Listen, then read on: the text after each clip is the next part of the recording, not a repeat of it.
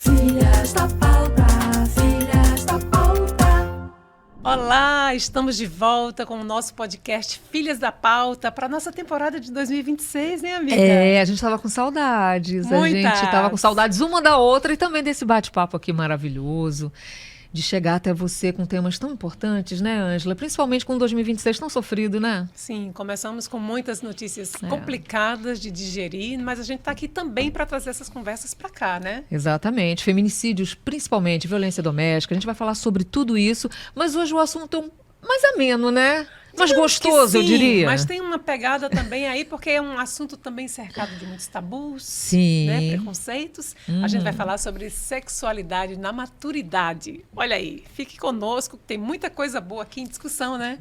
E para isso a gente trouxe uma convidada especialista no assunto, Maíra Trajano, psicóloga e sexóloga. Né? Isso. Prazer, Você pode se Maíra. apresentar para a Prazer. gente, para nossa audiência? Muito obrigada pelo convite, meninas. É um prazer estar aqui. Esse é um tema que eu adoro falar sobre, né? Então, eu sou Maíra, sou psicóloga, sou terapeuta de casais, trabalho com psicoterapia corporal e sou sexóloga também, né? Já estou há mais de 20 anos atuando na minha área e já tenho uma estrada, né? E alguns causos e algumas experiências e vivências para conversar. E acho que é muito importante conversar sobre sexualidade, principalmente para nós mulheres, né? E nós que estamos aí, viemos de uma outra geração aí, né, dos millennials, e que onde o sexo e a sexualidade ainda era um assunto difícil de ser colocado em questão, né? Continua E uma sendo, perspectiva né? diferente para homem e mulher, principalmente, sim, né? Esse é um ponto realmente. Você falou de milênios, mas a gente ainda é anterior. A gente é da geração X. Da X, né? Porque, Geração exatamente, X. esse é um assunto que permeia muito preconceito, muito silêncio, muito desconhecimento, muita desinformação,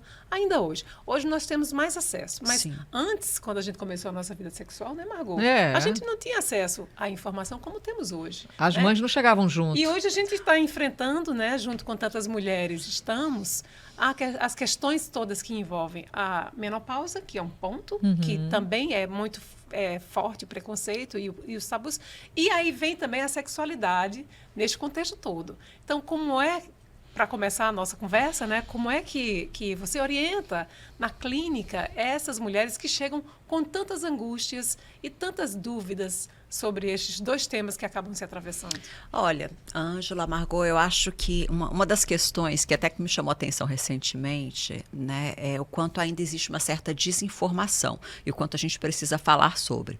Recentemente eu tinha recebido um casal no consultório que, mais de 20 anos de relacionamento, eles estavam assim, se degladiando. Essa mulher queria simplesmente matar o marido. Mas não fazia sentido, porque eram 20 anos de relacionamento e as discussões eram muito em torno de questões domésticas, que um casal com 20 anos de estrada normalmente não está mais se degladiando por questões domésticas. Então, investigação vai, investigação vem. Ela já tinha mais os seus 45. Aí eu perguntei para ela, você já foi verificar como é que estão os seus hormônios, já esteve com sua médica, porque era uma irritação tremenda, né? Ela falou assim, não. Aí eu comecei a investigar se ela já apresentava alguns sintomas. No fim das contas, ela foi à médica e esse casal passou pouquíssimo tempo comigo, porque assim que ela começou a fazer a reposição hormonal dela... O problema acabou. O problema acabou, né? Porque, na verdade, era uma irritação muito à flor da pele, uma falta de libido, estava emotiva de uma forma que ela não era, mas contudo chorava e, obviamente, descontava no parceiro, né? E, então, assim, acho que é interessante a gente trazer a discussão e o bate-papo, né? Como eu estava falando até com vocês, no grupo da gente de psicólogas, a gente tem conversado cada vez mais sobre isso, porque está todo mundo passando por isso e a gente vai funcionando como rede de apoio umas para as outras também, porque assim como a gente não falava em perimenopausa, né? A gente escutava a menopausa, então a gente esperava que um dia ia chegar e não ia ter mais menstruação, ia envelhecer, não ia ter mais tesão e não ia mais ter sexo. Ninguém falava sobre o processo de transição, que é a perimenopausa, né? Que são os sintomas pequenos que vão surgindo no dia a dia que a gente às vezes vai ignorando por não conhecer tão bem o nosso corpo, Exatamente, né? exatamente. E aí, assim, o que eu penso, né, e o que eu gosto de refletir é com todos esses artifícios que a gente tem hoje da medicina, não é é preciso que a gente interrompa a vivência da nossa sexualidade, né? Antigamente talvez fosse um pouco mais desafiador, porque a mulher, quando entra nesse ciclo biológico, obviamente ela vai ter ressecamento vaginal, né? Vai perder a libido, às vezes pode ter uma queda da energia, enfim.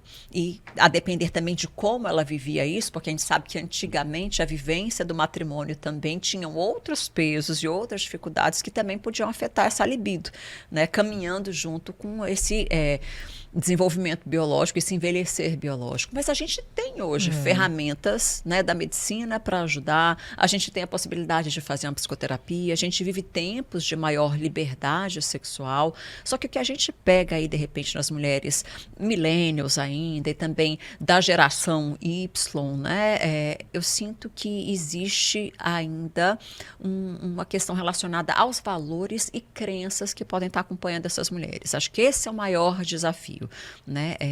Vamos dizer, como a mulher foi criada para ser mulher. O que é ser mulher, né, na sua geração? Qual é a perspectiva? E se a mulher não está bem trabalhada psicologicamente, às vezes ainda fica muito vinculada a esse lugar de agradar o pai, agradar a mãe, agradar a família, de se Agradar o sentir marido. culpada, agradar o marido. Porque, de fato, o assunto sexo, especialmente entre nós, mulheres, sempre foi cercada por muito silêncio.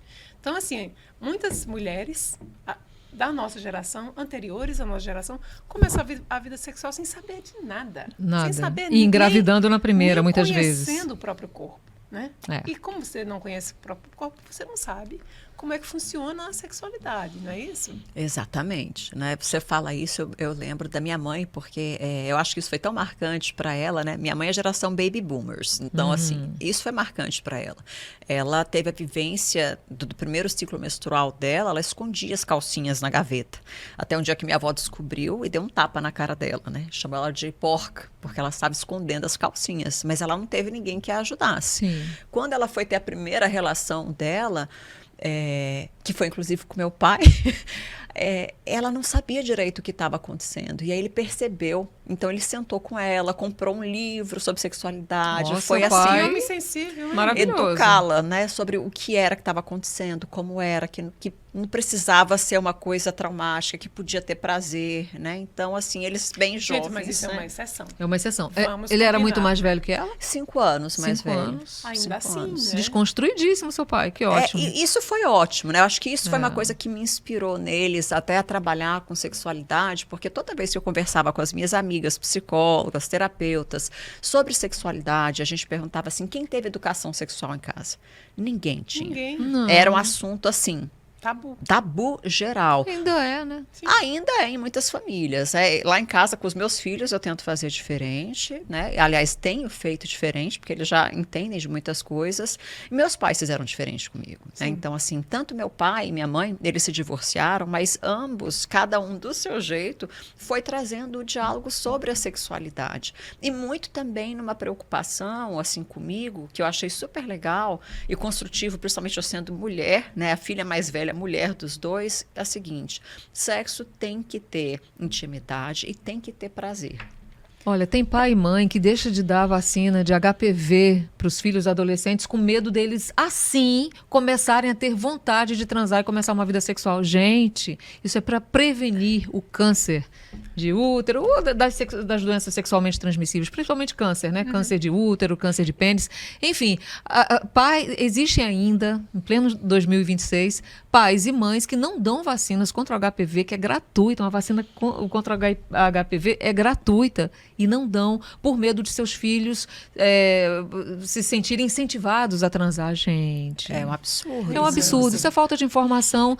E o conservadorismo tem voltado com força total, né? Tem voltado com força total. E acho que, assim, isso que você traz, né? Eu fiquei pensando, não é só a vacina para o HPV, né? Até quando a gente pensa em não conversar com as crianças a respeito da sexualidade, óbvio que dentro de um linguajar que seja adequado para cada criança, a gente acaba não protegendo as crianças de possíveis Justamente o contrário, abusos, né? de Sim. situações de risco, Sim, né? exatamente. Não é só a gente falar, não pode tocar nas suas partes íntimas. Isso é o básico, porque o abuso, às vezes, ele vai sendo construído de maneira muito sutil e muito sedutora para a criança, né? Então, assim, a gente precisa trazer esse diálogo para dentro de casa. A informação, né? A Ela é formação. fundamental. A informação que nos orienta até para não começar uma vida sexual sem estarmos preparadas, né? Então, assim, a vacina não incentiva, ao contrário, é a informação que nos fundamenta para entender o que a gente pode ou não fazer, né? Como você colocou aí sobre a criança. Agora, falando sobre nós mulheres da maturidade.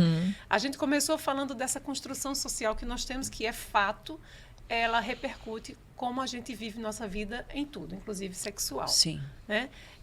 Falando de mulheres maduras, 50 mais, 45 mais, né? que estão hoje vivendo esses dilemas aí, tanto da idade quanto a questão da menopausa, perimenopausa e vida sexual.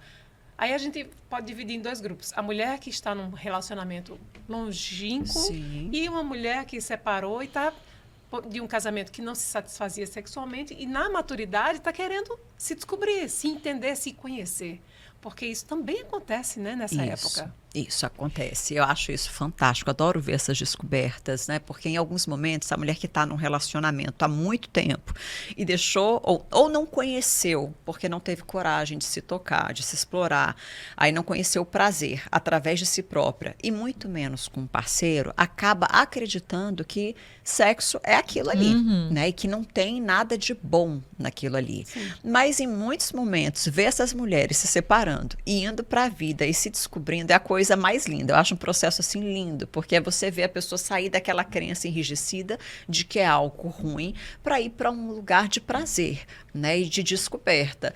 E algumas às vezes, né, dentro da própria relação, vão abandonando a sexualidade já por acreditar que isso não é algo bom, já por terem vivências traumáticas ou por não ter um Porque bom a experiência diálogo não com o foi parceiro. positiva, né? Nunca foi. É. Eu tenho um irmão que é ginecologista e outro dia ele estava contando um episódio. Ele atende no interior.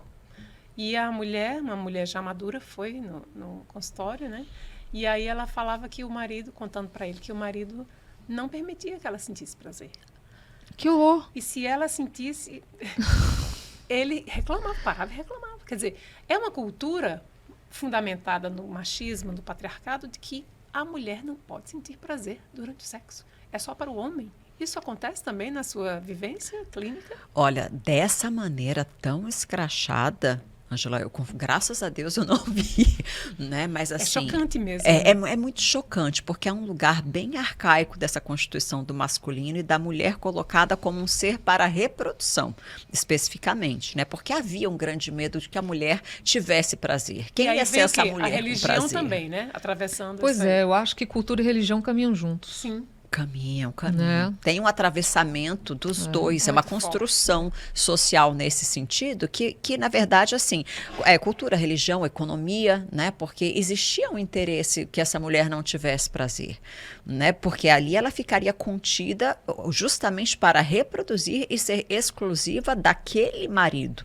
Propriedade, extensão da propriedade do marido e a possibilidade de garantir que os herdeiros seriam daquele homem para quem iria a propriedade. Sim. Né? Então, tem toda uma questão econômica, Também. religiosa por trás. Então, uma mulher com prazer, essa é a mulher perigosa. Um símbolo Exatamente. um símbolo muito icônico disso é a própria Virgem Maria, a mãe de Jesus, que é chamada de Virgem Maria até hoje porque ela concebeu o filho, o Salvador, sem nenhum contato Sem sexual. Assim, E você sabia? sem participar do pecado original. E você sabia Né? que a própria Maria, recentemente, foi considerada pela Igreja Católica também concebida sem pecado original?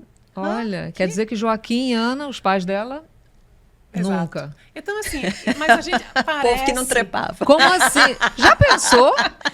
Então como é que chegamos aqui Que em casamento 2026? Uma população tão grande no mundo. Não é? Gente demais até no mundo. Então, assim, isso é muito claro que a gente está falando de um passado muito longínquo, um passado recente, e do presente. A gente vê isso ainda hoje.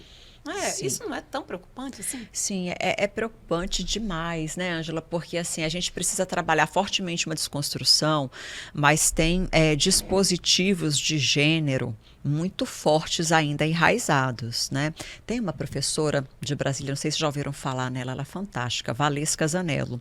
Ela tem um livro chamado Prateleira do Amor, que ela fala sobre esses dispositivos de gênero, que são a maneira que a mulher e o homem são educados para ser homem e mulher. E ela traz que a mulher ela é concebida, né, e, vamos dizer, orientada para o dispositivo do amor e da maternidade, enquanto o homem é orientado para o dispositivo da eficácia. Como é que isso vai afetando a sexualidade e as relações, né?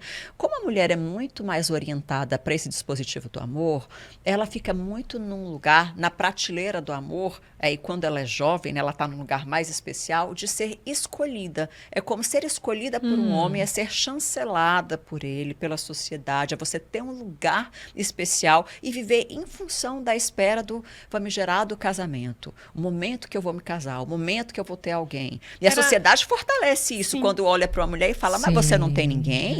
Mas você está tão bonita e está solteira? Como é que pode? Parece que é a única opção na vida. Essa. Né? E aí, quando ela se casa, mas você não vai ser mãe? Mas você não tem filhos? Sociais. Sempre. Então, assim, e isso fica muito, atravessa muito a gente, né? Porque é um lugar de se cuidar para ser um produto para o outro, sendo esse outro homem, é ele que vai validar você e quem você é, quando não também para a maternidade, ou seja, se você também não vamos dizer, não passa pela maternidade, como se você não tivesse um valor social. Sim. Então, veja, aonde é que está o prazer da mulher quando ela é criada e orientada para se preocupar em quem ela vai ser para o homem e de quem ela tem que cuidar na vida, né? Então, é um lugar de muito peso, né? É um lugar de cansaço. É um lugar que mulheres mais antigas, que são muito atravessadas por isso, quanto mais velha a gente é, mais a gente é atravessada por essa cultura com força, que você, muitas vezes, vai estar exausta. Eu tenho pacientes que chegam e falam assim, eu não penso em sexo, porque eu tenho que fazer feira, pensar em escola de menino, tarefa de menino, tem que ver como é que estão as coisas dentro de casa, aí já tem que cuidar, depois, nessa idade da gente, tem que cuidar dos pais e dos filhos, porque é aquele lugar que os pais começam a envelhecer. Quando é que ela vai pensar no sexo e no prazer? Enquanto isso, o bonitão do homem, que é focado no dispositivo da eficácia, que é o que é que eu faço para ser bom, e para ser bom eu tenho que ser o quê? O provedor, o cara que ganha dinheiro. Exatamente. E o comedor. Aí esse cara, ele tá preocupado com o sexo, ele pensa em sexo. Mas isso é um projeto, né? Um projeto de enfraquecimento da imagem da mulher, cara. E isso fica muito claro. Agora, deixa eu trazer aqui para essa conversa o nosso depoimento, que é com Luciana Loureiro. Ela é arquiteta e ela vai dividir com a gente aqui essa experiência que ela teve e tem em relação à sexualidade. Oba, vamos lá. Para falar sobre sexualidade na vida adulta, eu tenho primeiro que começar essa conversa dizendo que eu sou de uma geração onde sexo era tabu. Não se falava de sexo, principalmente para mulheres, com as mulheres, né?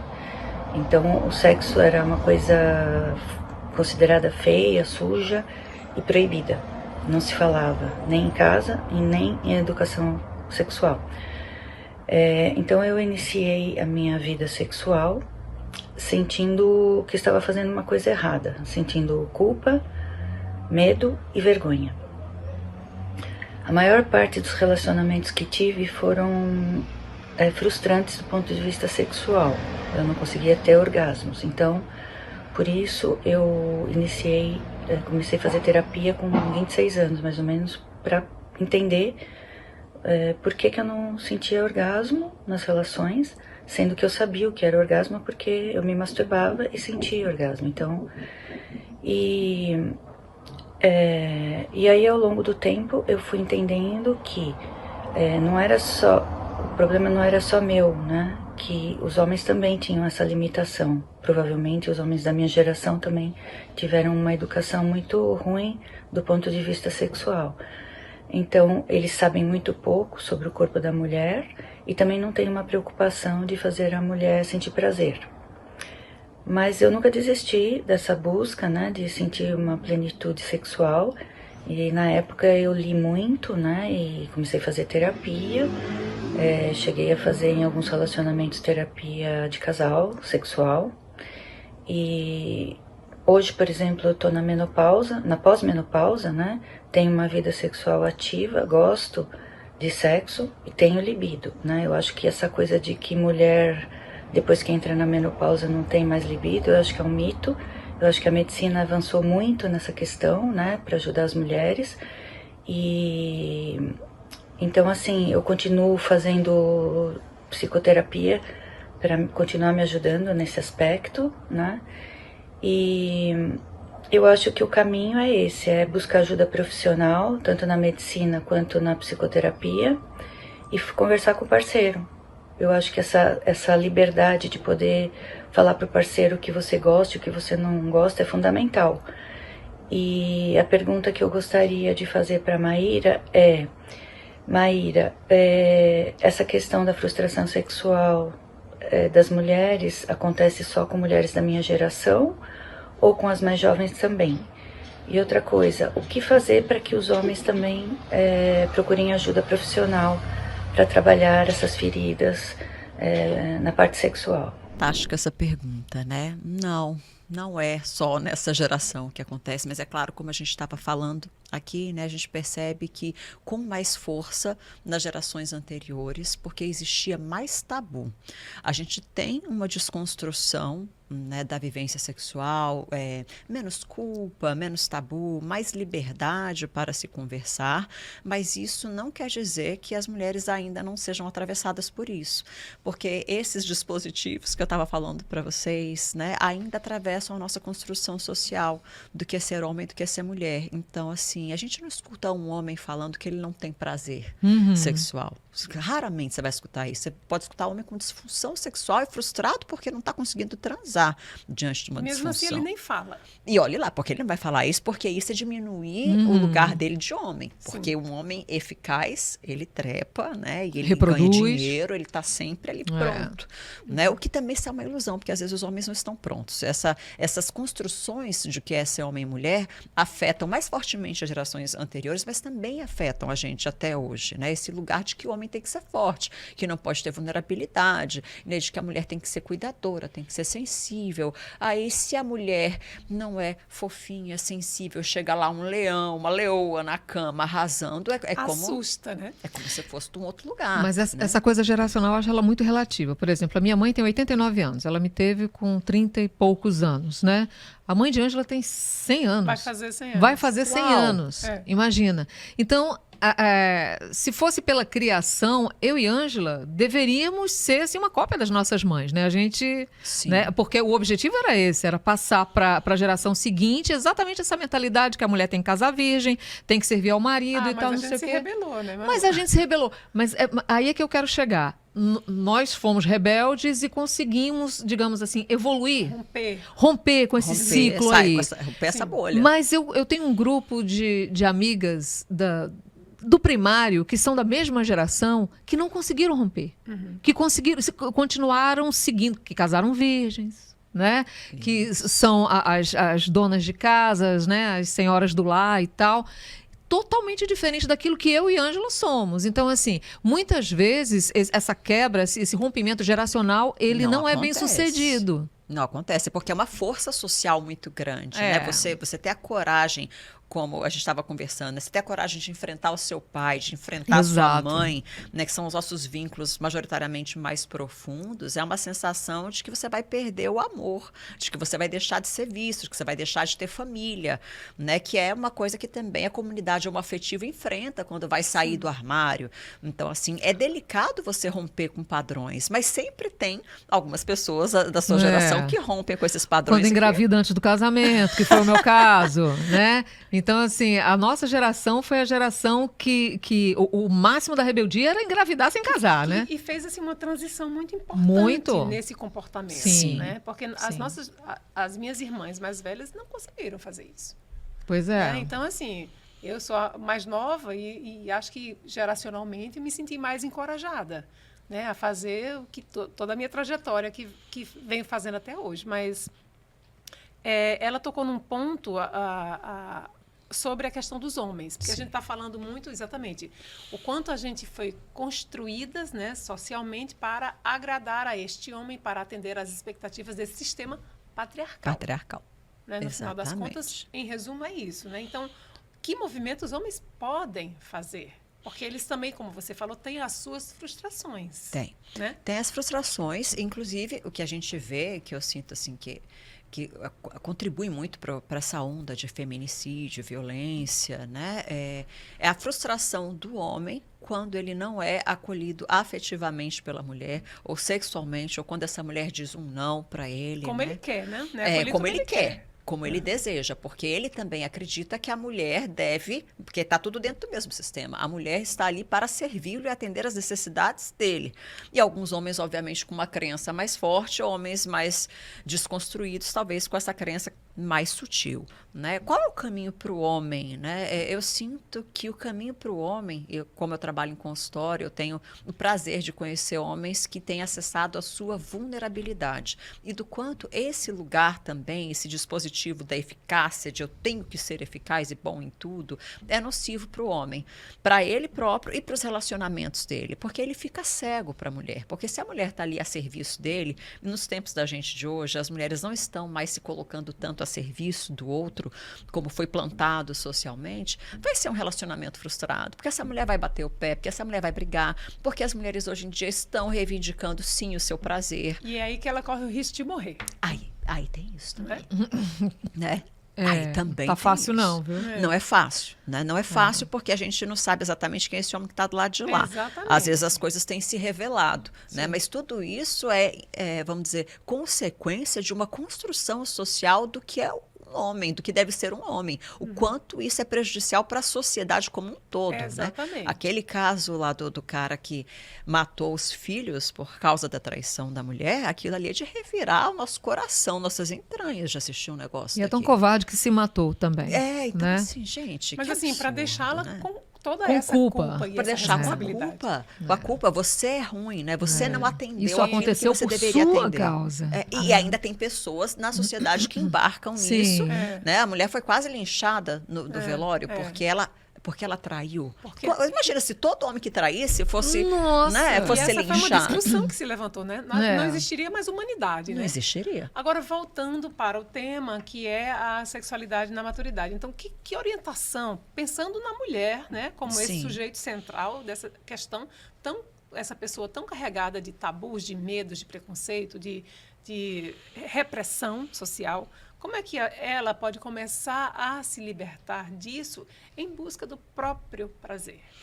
Eu sinto que tem que haver pelo menos um interesse, sabe, Ângela e Margot, pelo prazer. O que eu gosto de conversar com as mulheres que chegam até mim, né, eu gosto sempre de perguntar, você já conheceu o seu corpo? Porque a gente tem que começar por nós E mesmas. qual é a resposta? Muitas não. Tem muitas mulheres que ainda não tiveram a coragem de se tocar, porque também foram criadas com a crença de que a vulva é um lugar sujo, é um lugar fedido. Que é um lugar masturbação é nojento. errado. Exato. Pecado. É Pecado. pecado, é feio, né? Então, assim, a gente tem que começar a desconstruir essa crença porque é o nosso corpo. E se está ali no nosso corpo, foi feito para o nosso prazer. Gente, nós nascemos com um órgão genital exclusivamente focado para o nosso prazer, que é o clitóris. O clitóris só tem a função de nos dar prazer. E o clitóris, ele tem mais de 8.000 terminações nervosas, enquanto a cabeça da glande masculina tem 4.000. Ou seja, nós temos duplamente Só possibilidade de nós prazer. temos orgasmos múltiplos. Exatamente. Desculpa aí. Então, você acha que isso aqui tá ali para nada? Não Pra tá, nada. gente, Então, né? aí a pergunta é, e cara. por que tanto controle sobre esta região? Por isso mesmo. Porque Exato. ele significa o quê? Poder. Alto poder. Isso. É. Eu sinto que o caminho é sempre a gente começar de dentro para fora, sem buscar tanto no outro, né? Algumas Isso, mulheres... não transferir a responsabilidade, né? Exato, porque às vezes algumas mulheres têm a crença de que é o outro quem tem que me dar prazer. É o outro quem tem... O homem que é um bom amante, vai ser aquele homem que sabe como me dar prazer. Não, para vocês serem bons amantes, você precisa saber como é o seu prazer, como é que você chega no seu prazer e como é que você pode auxiliar o seu parceiro ou até a sua parceira a Chegar encontrar lá, o prazer né? lá, juntos. Né? Então, eu sinto que passa por essa desconstrução.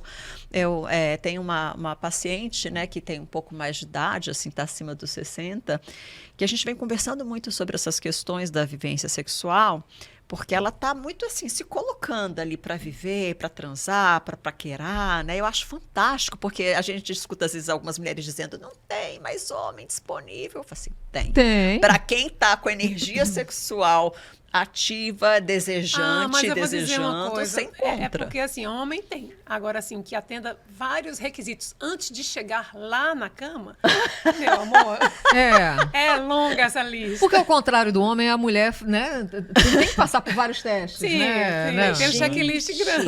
Mas qual é o problema em você se divertir? Né? Isso que eu tenho Nenhum. trazendo muito isso para ela, Claro né? que Porque não. às vezes a mulher de 50 a mais, ela ainda tem uma percepção de que é errado se ela for sair só para transar. Só por sexo. Eu quero só ter um prazer, ter uma noite, jantar, bater um papo, vou transar e tchau. É Por que muito não? possível. Mas aí Claro vem que é. novamente a cultura de que a mulher que que é bem resolvida com a sua sexualidade, ela é a puta, ela é a devassa, né? Enquanto que o homem não. O homem que tem a sua sexualidade bem resolvida e transa independentemente de estar no casamento ou não, ele é o garanhão, ele é o potente, Pois né? é, a gente tem que pensar. A gente tem que quebrar isso Quem, aí. assim, a puta Né? de quem? Pra quem? Se você for lá e der uma trepadinha, quem é que vai dizer que você é puta? Tem alguém Exato. assistindo você? Seu pai e sua mãe, que às vezes não estão nem mais vivos, Mas estão é, vendo isso? Mas isso está tão entranhado Sim. É na conta. no subconsciente da mulher. Mas a gente precisa começar assim, eu tô vivendo minha vida, você tá com mais de 50 anos, você ainda tá vivendo a sua vida em prol do função de outro, outras em função de pessoas. outras É. pessoas, de outras expectativas. aham. Essa é a fase que é a melhor idade, você já é É, dona de eu si, acho que né? sim, E se Eu ainda também. não é, vamos começar a se Eu apropriar estou de vivendo si. meu melhor momento, eu acho que a Ângela também. Sim, sim. Agora também tem uma coisa, a gente está vivendo novos relacionamentos. É. Entendeu? Isso é um ponto também que eu queria trazer para a nossa conversa. Né? A gente falou de mulheres que estão em relacionamentos longos e agora você está dando esse exemplo de uma mulher que certamente já se separou Já. e está vivendo outra fase da vida que é se autoconhecer. A e solteirice, aproveitar, que é né? maravilhosa também. Sim, e Exatamente. está aproveitando e está aproveitar, gostando. né? Mas o embate interno dela é com esse lugar romântico. Aquele romantismo que chega a ser assim, um pouquinho tóxico para nós mulheres. Excessivamente né? tóxico. É, do tipo, do vamos ser felizes para sempre. É essa desconstrução que a gente está tentando encontrar para entender que o prazer na vida não necessariamente precisa estar vinculado a esse molde de relacionamento dos termos. Padrão.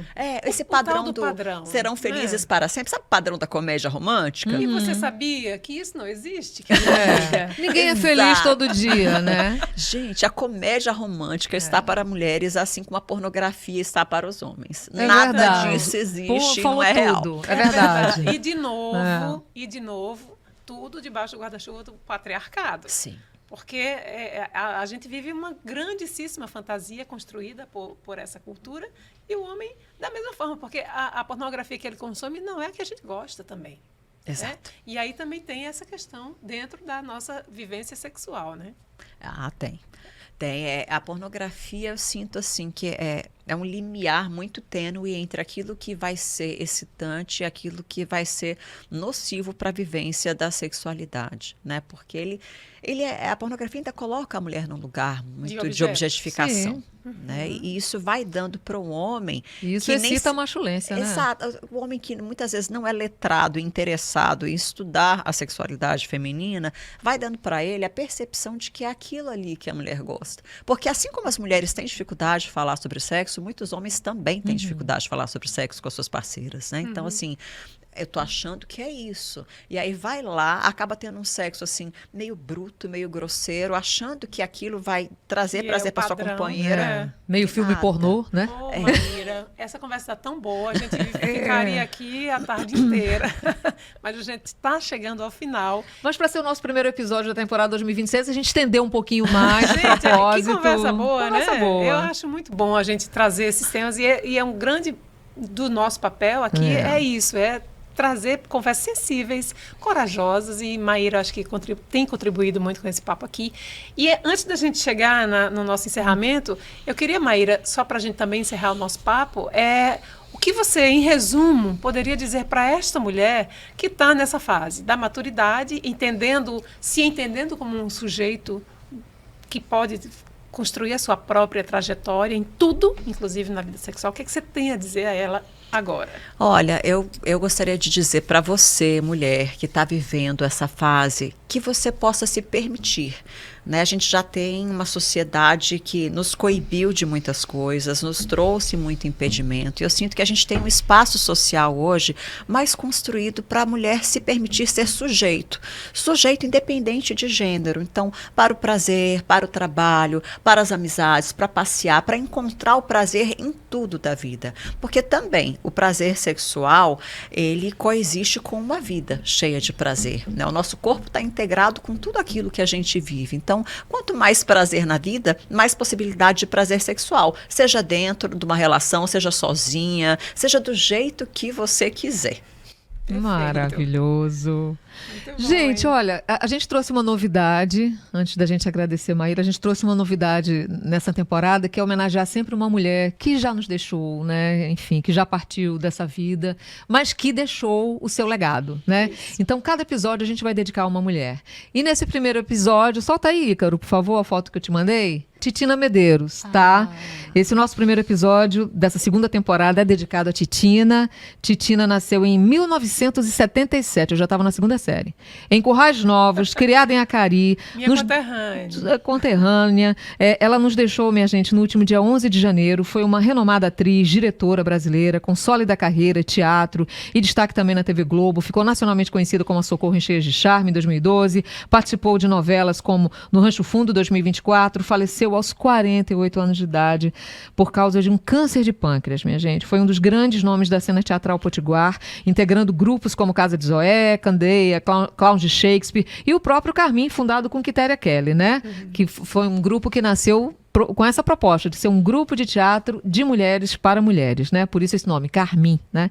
Bom, na TV atuou em produções de destaque como Geração Brasil, A Lei do Amor, Onde Nascem os Fortes, Mar do Sertão e No Rancho Fundo, que foi a última novela que ela fez. Reconhecida pela versatilidade, transitando entre o humor e o drama e pela força e a forte atuação na produção cultural do Nordeste.